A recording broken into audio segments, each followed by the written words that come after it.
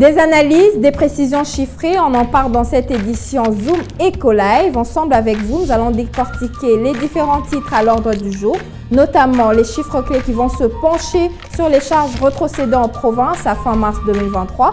Ce sera le grand angle. Par après, vous aurez un dossier sur les mesures gouvernementales dévoilées par Vital Kamerhe, le vice-premier ministre, ministre de l'économie nationale, pour enrayer la crise. Et pour finir, vous aurez une chronique de Patrick Bomboka qui fera également partie du rendez-vous d'aujourd'hui. Mais d'abord, les nouvelles en bref.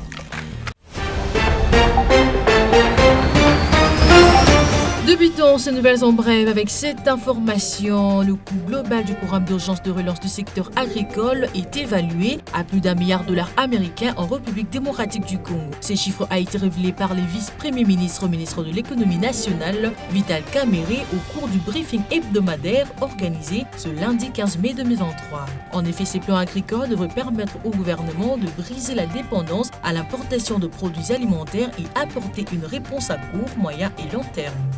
Autre information, au premier trimestre de l'année en cours, entre janvier et mars 2023, l'Assemblée nationale de la République démocratique du Congo a coûté au Trésor public congolais plus de 121 milliards de francs congolais, soit 59,8 millions $ américains au taux budgétaire moyen de 2021 de francs congolais pour le dollar américain. Ces indications ressortent des états de suivi budgétaire de la Direction générale de politique et de programmation budgétaire à fin mars 2023. Plus de détails sur Zoom Eco Live. Avant de finir avec ces informations, signalant que l'acheminement de matériaux de construction dans les ciments gris dans certains coins de la République démocratique du Congo reste l'un des plus grands défis du gouvernement congolais. Depuis le début du mois en cours, le prix d'un sac de ciment gris de 50 kg est passé de 28 $ à 35 $, soit près de 80 000 francs congolais dans la ville de Kindu, chef-lieu de la province du Maniema. Plus de détails sur Zoom Eco Net. Enfin, dans son rapport intitulé Africa's Ressources Futures, la Banque mondiale relève que le pays africain n'engage en moyenne que 40% environ de recettes qu'il pourrait potentiellement tirer de la ressource naturelle. Le rapport souligne encore que la plupart de ces pays sont plombés par une croissance atone et une dette élevée. Toutefois, note le rapport, le gouvernement pourrait plus que doubler les recettes tirées de minerais, du pétrole ou de gaz en adoptant de meilleures politiques, en mettant en œuvre de réformes, en investissant pour améliorer l'administration des finances publiques et en favorisant une bonne gouvernance.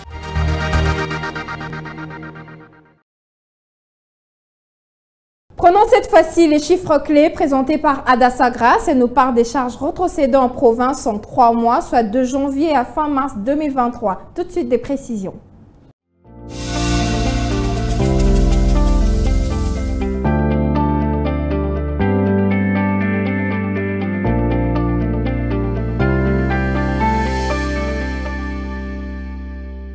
Adassa Grace, bienvenue. Merci Judith. Avec vous, nous parlons des charges rétrocédées en province à fin mars 2023. Mais d'abord, dites-nous, qu'est-ce qu'il en est du taux de change? En prenant compte de la nouvelle réactualisation du taux ou encore du tarif de bourse en RDC, on peut indiquer que les données de l'officiel démontrent que $1 s'échange à 2288 francs congolais, un franc CFA revient à 3,80 francs congolais et 1 euro se coopère à 2500 francs congolais. Prenons le compte du marché parallèle, nous avons ciblé Makala et dans cette commune, $1 revient à 2400 francs congolais, un franc CFA à 3,80 centimes et 1 euro s'interchange à 2500 francs congolais. Voilà, revenons sur le vif du sujet. Combien le gouvernement de la République démocratique du Congo a donc rétrocédé aux provinces de la RDC? Le gouvernement central de la RDC a rétrocédé une somme évaluée à 753,2 milliards de francs congolais, soit 372,6 millions de $ américains. Au taux budgétaire moyen de 2021 francs congolais, le dollar américain en faveur de 26 provinces du pays au cours de 3 premiers mois de l'année en cours. Au cours de cette période, le gouvernement central ou encore le gouvernement congolais devrait décaisser un montant global de 1661,3 milliards de francs congolais, soit plus de 822 millions de $ américains en faveur de provinces en dégageant un taux d'exécution de 45%. Voilà, on va aller à la troisième question. Quelle a été la part revenant dans chaque province de la RDC? Sur le 26 provinces, la ville de Kinshasa, capitale de la République démocratique du Congo, a bénéficié plus de subventions de la part du gouvernement congolais à hauteur de 168,3 milliards de francs congolais, le Kwilu avec 63,9 milliards de francs congolais, le Nord Kivu avec plus de 45 milliards de francs congolais, le Congo central avec 43,8 milliards de francs congolais, le Sud Kivu avec 39,6 milliards de francs congolais et la province du Congo avec 27,9 milliards de francs congolais. Voilà, ce sera la dernière question. Pour l'exercice 2023, combien le gouvernement a prévu en termes de rétrocession des provinces? Pour l'ensemble de l'exécution budgétaire 2023, les prévisions des allocutions budgétaires au bénéfice de 26 provinces du pays sont de l'ordre de 6 645,5 milliards de francs congolais, soit 3 228 milliards de dollars américains sur un budget de 16,2 millions de dollars américains. Il s'y est de noter que le état de suivi budgétaire de la République démocratique du Congo a de nouveau publié après 3 mois de silence. Voilà. Merci beaucoup Adassa Grace d'avoir répondu à nos questions. À la prochaine pour de nouvelles précisions. Merci Judith.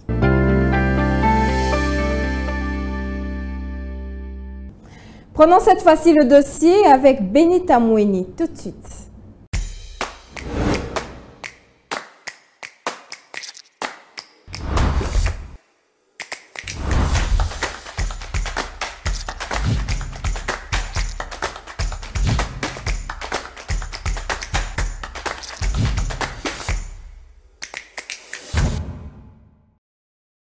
Benita Moueni, bienvenue. Merci Onamaka. Vous nous parlez de cette pénurie de maïs dans le Grand Katanga et Grand Kassai. Mais alors, quelles sont les raisons qui justifient cette rareté de maïs dans ces régions? Voilà, d'après le vice-premier ministre, ministre de l'économie nationale Vital Kamerhe, qui a d'abord expliqué le besoin de maïs qui est évalué à 1 million de tonnes par an et la production locale ne s'arrête qu'à 250 000 tonnes de maïs, qui ne couvre que 25% des besoins annuels. Selon Vital Kamerhe, cette rareté du maïs dans le Grand Kassai et le Grand Katanga est justifiée par plusieurs raisons, à savoir la restriction par la Zambie des exportations et interdiction du transit vers la République démocratique du Congo, l'achat massif du maïs zambien par d'autres pays africains.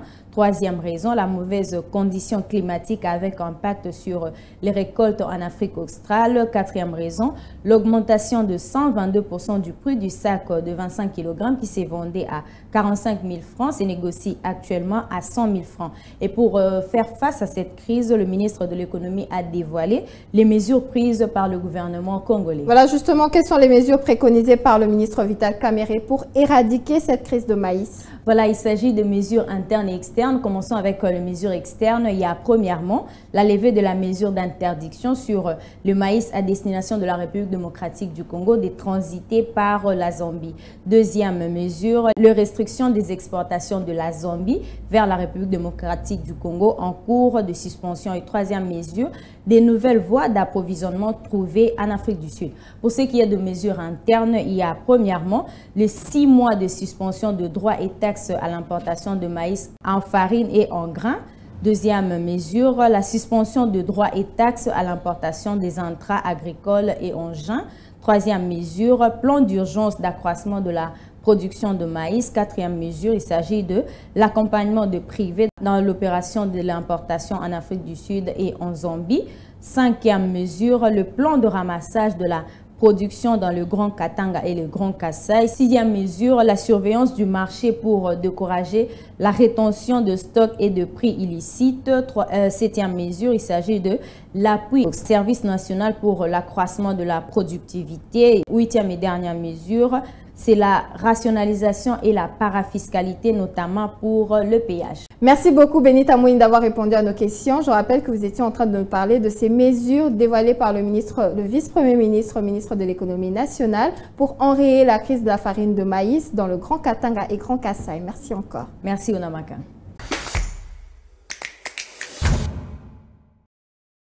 Petit tour à l'Office national de l'emploi pour revivre ce qu'a été la cérémonie de remise et reprise entre la DG sortant Angélique Kikoudi et Madame Isabelle Katalay. Reportage de Junior Boulamba.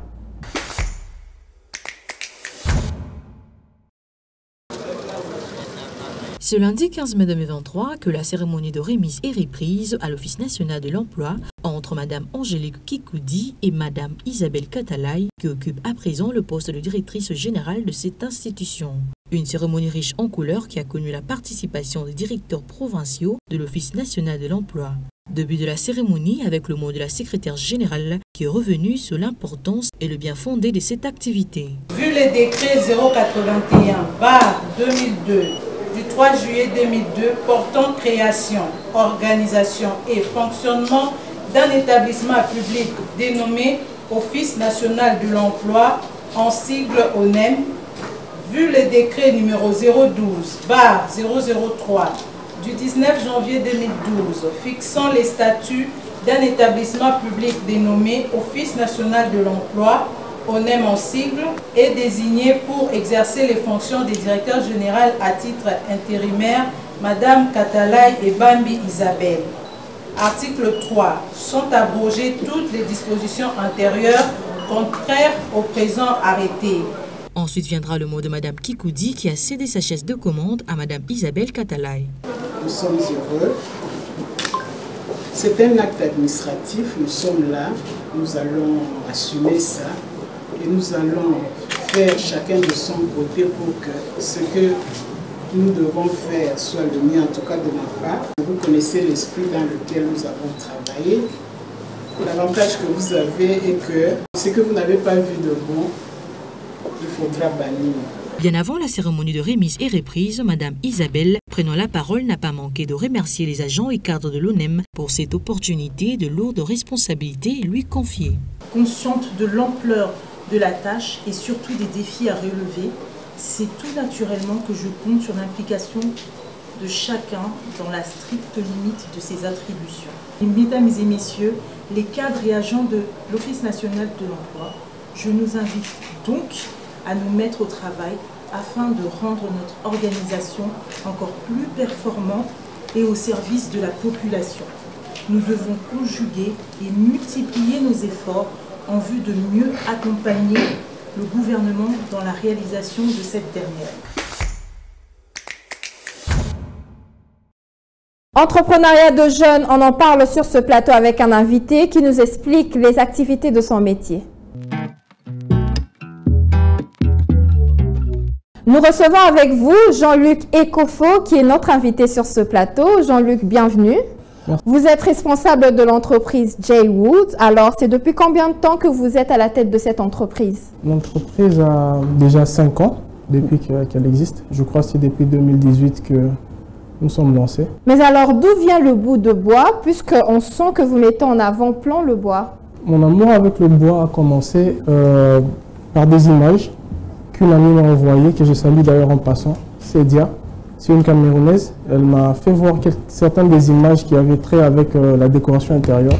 C'est de là que tout a été enclenché. Avez-vous fait des études sur cette profession ou est-ce que c'est inné? Moi, je dirais plutôt que c'est étant jeune que j'avais déjà ces sentiments, cette envie de pouvoir travailler du bois. Mais je l'ignorais parce que déjà, étant tout petit avec mes frères, on avait l'habitude de faire des compétitions, de savoir qui est le meilleur en décoration intérieure, qui peut faire ceci ou cela mieux. Et c'est à travers ça que, dès que j'ai découvert ces images, je me suis lancé. Est-ce que votre entreprise exerce dans les normes? Très bien, nous avons un RC5 et tout ce qu'il faut pour représenter une entreprise au Congo. Voilà, maintenant vous allez nous parler de ce que fait J. Woods. Donc quoi est-ce que vous êtes exactement? Déjà, wood signifie bois, que beaucoup de gens ignorent. Wood, c'est bois en anglais. Mais nous ne sommes pas que dans le bois. Nous travaillons de meubles en bois, en MDF, en triplex, en bois et autres. Mais nous travaillons aussi sur l'aluminium et d'autres matières de valeur. Voilà, est-ce qu'on peut dire aujourd'hui que vous avez obtenu des résultats satisfaisants durant tous ces sacrifices? Et peut-on compter de vos réalisations, principalement dans la ville-province de Kinshasa? Bien sûr, sinon j'aurais déjà dû abandonner. Donc j'affirme que nous allons déjà, de pas à pas nous évoluons. Et s'il faut parler de nos réalisations, je parlerai de Zoom École. Nous avons réalisé un plateau dans son entièreté, les meubles ainsi que le plateau. Il y a Educ TV et il y a aussi Géopolis et Digital Congo. Et s'il faut parler de réalisations perso, genre meubles et tout, il y a plusieurs clients que je ne sais pas citer le nom ici. Donc, voilà. Voilà, quelle est la nature de vos services? Qu'est-ce que vous réalisez exactement? Il y a des tables, il y a des fonds, il y a des armoires, des dressings, des porte-chaussures.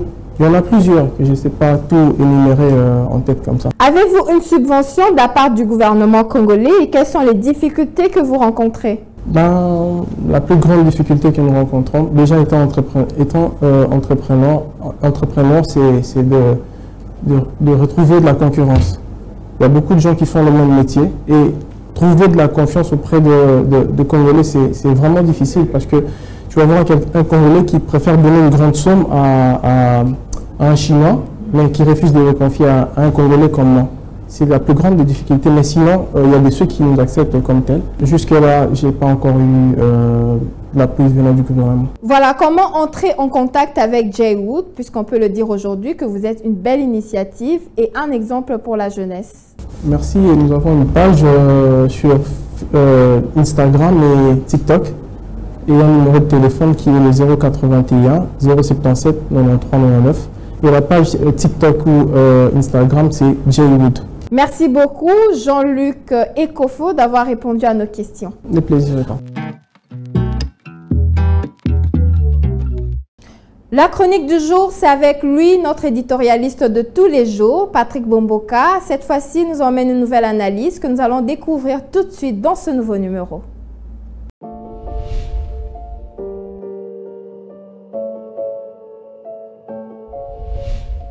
Bonjour.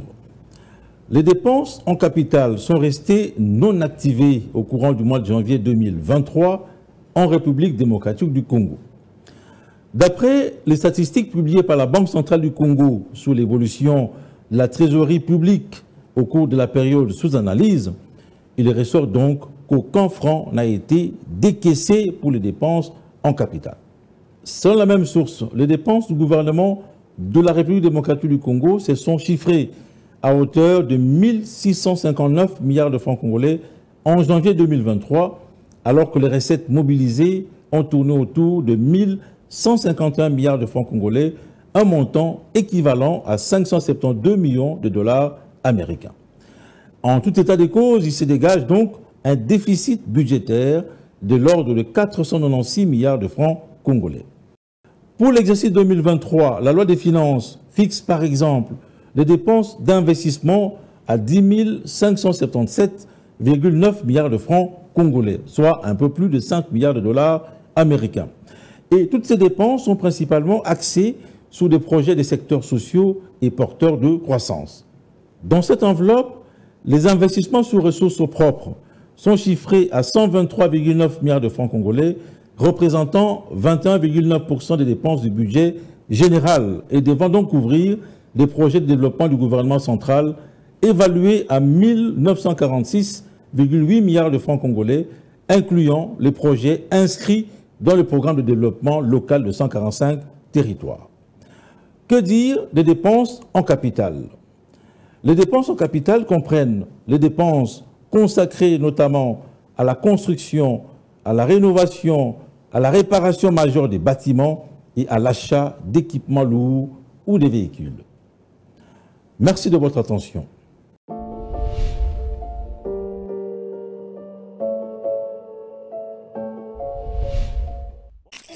Suivez-moi tout le jour à travers Zoom Wende sur Zoom Eco Live.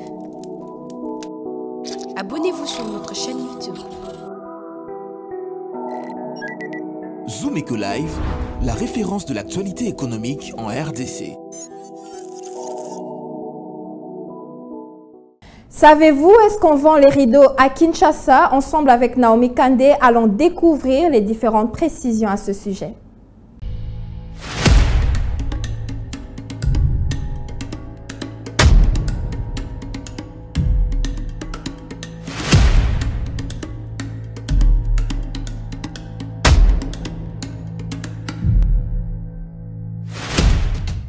Naomi Kandé, bienvenue. Merci Judith. Avec vous, nous allons à la découverte des prix des rideaux. De quoi est-il question? Tout Tout justement, pour ce nouveau numéro, on vous ramène aujourd'hui le prix des rideaux qui joue un rôle fondamental, mais aussi apporte une touche de décoration et d'esthétique. Voilà, nous allons suivre les prix que nous a ramené Naomi Kandé et on se retrouve juste après.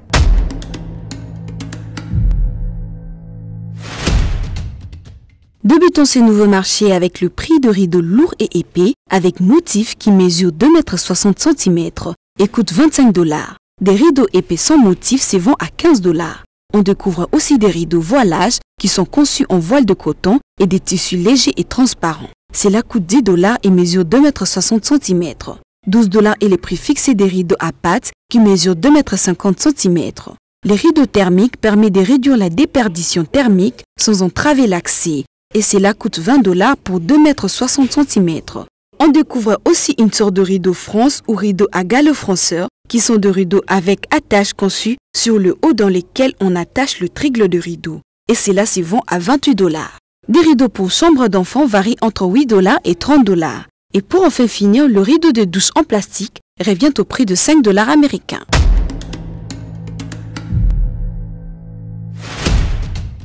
Nous revoilà sur ce plateau. Nous avons suivi très religieusement les prix que vous nous avez ramenés. Mais alors, où est-ce que vous avez obtenu ces prix?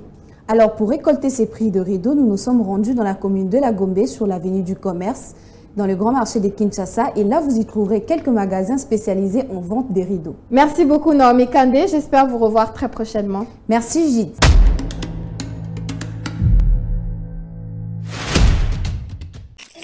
Les rendez-vous économiques, c'est dans l'agenda sur Zoom Eco Live.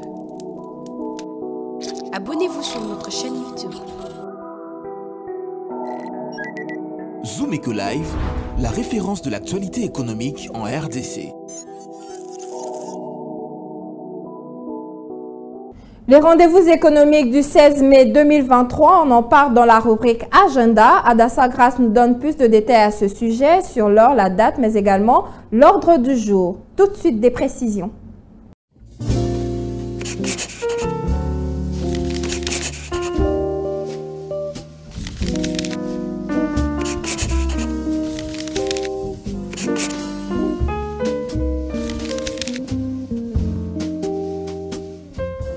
Bienvenue à l'agenda, voici les entrevues du jour. Un masterclass gratuit est prévu du 22 jusqu'au 25 mai prochain à partir des 18 h sous un format virtuel et sera axé sur « Pourquoi ton business e-commerce échoue ?» À présent, la nouvelle Chambre de commerce nationale de la RDC tiendra un forum économique dénommé Jeudi Entreprise qui débutera du 25 jusqu'au 26 mai prochain dans la salle de conférence du ministère des Affaires étrangères. Signalons à présent qu'un atelier axé sur stimuler le marché de l'électricité en RDC pour le sort de zones rurales et périurbaines s'y tiendra du 25 jusqu'au 26 mai prochain à l'hôtel Pullman. Cette fois-ci, notons également que le Festival culturel international d'art féminin s'y tiendra à Kinshasa du 27 au 28 mai 2023 des 17 h à 18 h. Et pour finir, du 29 au 31 mai prochain, Bantizu Academy débutera une nouvelle session sur la conformité dans une banque. La participation est fixée à 80 $. Merci de nous avoir suivis. Au revoir.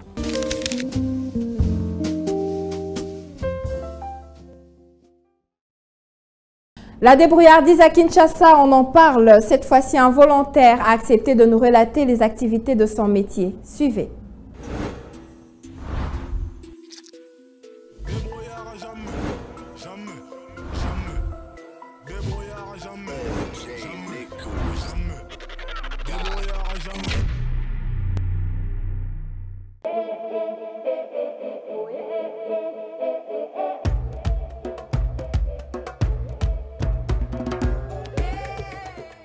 Bana 2010 ape mutute osunga ngai kanga moko sani nanga o mobali nanga ndeko nanga makamu nyonso ka yangwana yana bokola bana nanga natangisa bana nafutela ndako makamu nyonso pemeza kaka na biloko otambusi nakokaka kovanda na ndako bongo telefona luka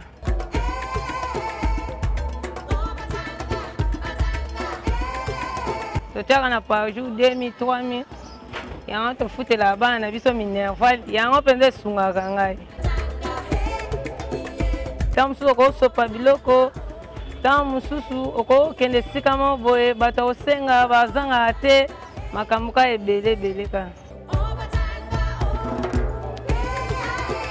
Ndeti na mikolo penza eza pasi makasi, eza pasi. Yango wana mwa mwasi nyonso fo koluka kotambola mbeya te, maladi na mboka ezali makasi. Yango biso tokoma na biso kotambusa biloko.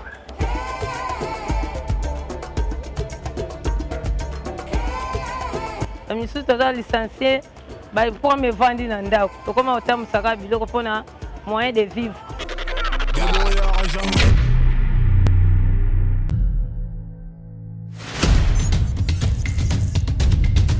Nous avons pris l'engagement de toujours vous servir en vous donnant l'essentiel de l'information économique en RDC. Mesdames, Messieurs, c'est un plaisir de vous recevoir chez vous.